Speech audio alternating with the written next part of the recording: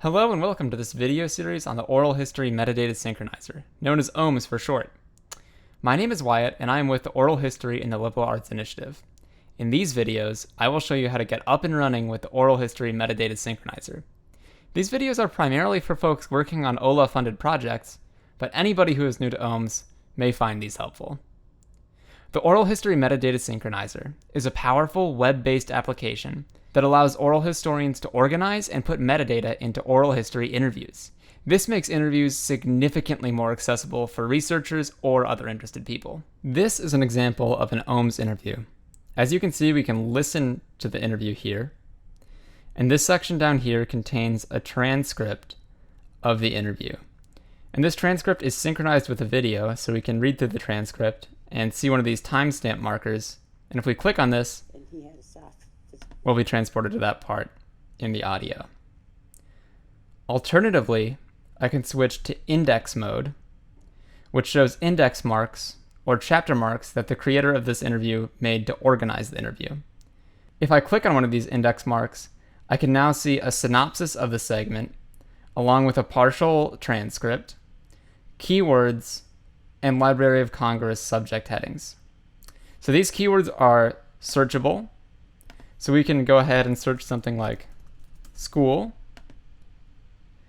and each segment that contains school will appear here in the search field.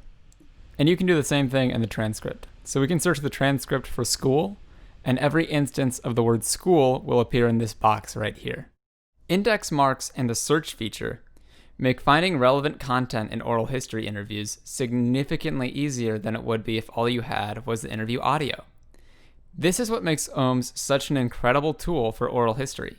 So what we've been looking at so far has been the OHMS viewer, which is how we interact with content that is put into OHMS. But to actually create an interview for OHMS, you need to use a different application called the OHMS Manager. This is the OHMS Manager.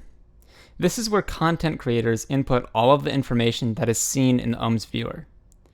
If you use OHMS, this is where you will write metadata, insert index marks, and synchronize transcripts with interviews.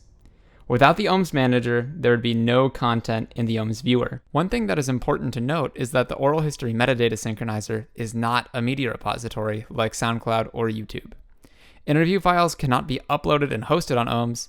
They must be uploaded to an external website like YouTube, SoundCloud, or the Internet Archive, and then they are linked to OHMS.